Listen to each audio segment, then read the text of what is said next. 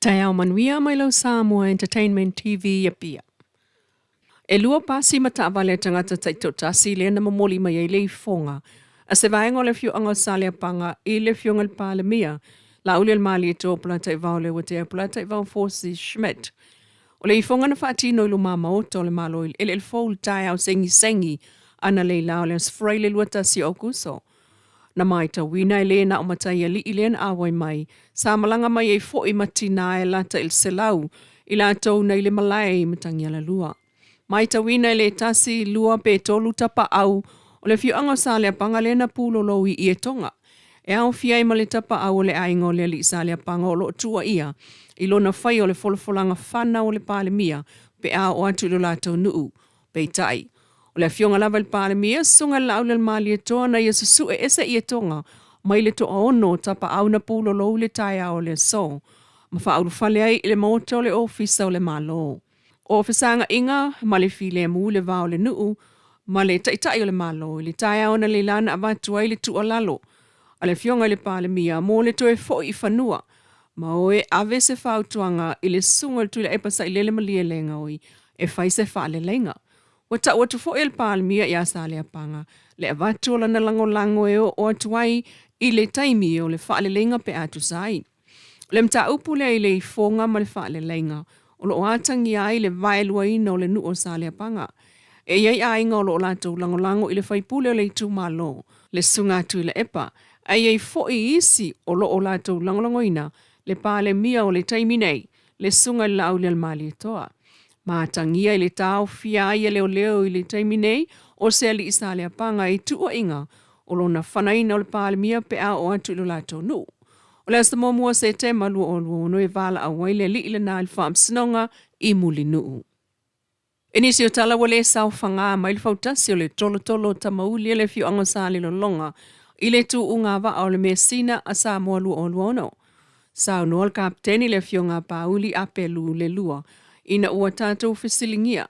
Wa le sau whanga mai le tolo tamauli ona ua to telefana ua malanga atu i ngā luenga whaavai taimi.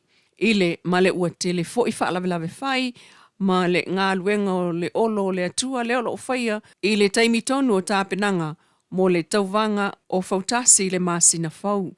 Na ia sau no foi, o iel wha moe e to e taliu mai tolo tamauli le tauwanga o le tausanga whau.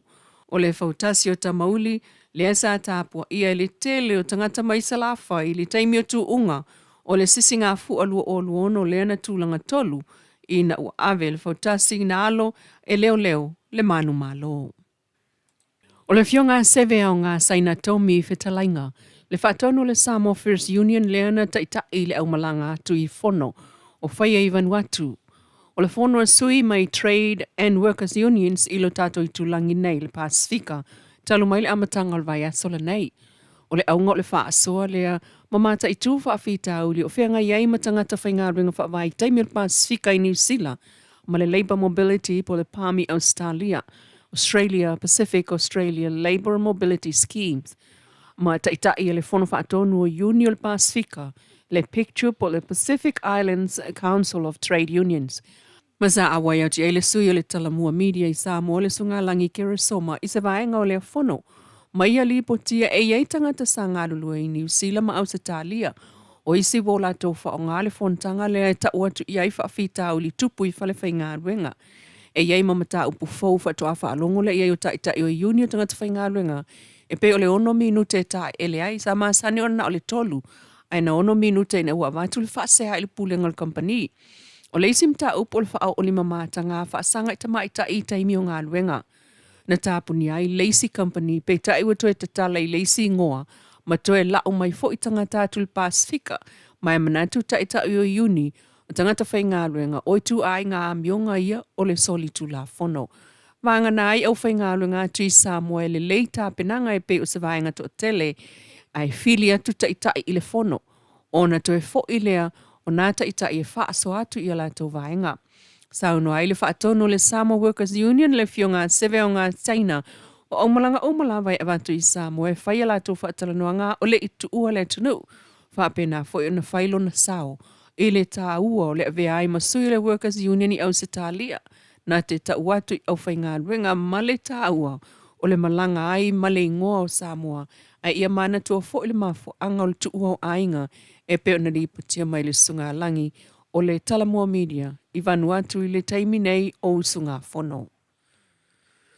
Inisi o tala, Elena o tupe lava ta ngā laisa pusa apa pusa saimingi ato ulu ato esi au fai o le ato niu e laua tuelo tātua tunu mo tāu mawha whanau o tausi i le lotoa le Campus of Hope.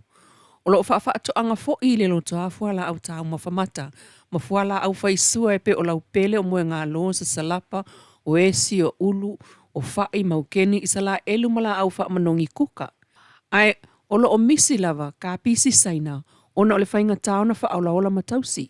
Pei tae o le vai aso nei len wha aftai ai e le pulenga le Campus of Hope i tuana i mato le pulenga le Criminology i si usenga i le sunga tupu a whano.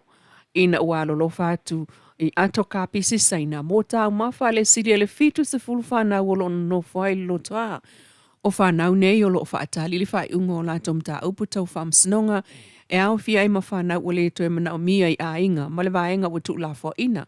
O le mea lofa ato ka pisi o ta uele pulenga o le aua wa ili lei ili nei vai aso mo le soifua manuia ai o ta mua whapaleni o le whanau mai le pepe i le se fulu valu tausanga o no foi lalo le vaenga le to manga le SVSG ai o le mtanga luenga o leo le lato ngā luenga fai whaatasi mo le pui o tina ma whanau sawaina a Samoa. Mai lava le lotoa le Campus of Hope le stofi ana nafi le entau nu oi fo i le vaenga mātutua o le aonga le Fraser High School mai Hamilton, New Zealand. Mai tamaiti a onga mātutua e se fulu fitu mawhai a onga e toa lima. Le ene taitai mai le suipule Mr. Campbell Douglas ma le sunga Solinga Junior si lata. A le team a inga e tasi e au fia i tamaiti ki le pati tonga Morima Samoa. O le asinga le au malanga le mai New Zealand o la toa vatu lava o meta alo o tupe ai mai se le matango fia o la ngona o le amana ia ma momoli atu i le nei a singa. O maua e whanau la ngona o le amana ia i le nei vai aso. Ma whaafta ia el pulenga le Campus of Hope le a singa pa ia i le umane o tū maanga maasani ai. O le wheiloa e whio fōwha e pepe se ma whaasoa i le matango fia le vai atu i le sangi fiane o whanau o lo nofo ma o lātou mātua. Ai o whaapena fo e ona la ngona e whanau nei o lo tausi e sea. Ona o sa wanga na whea ngai malato i Samoa nei.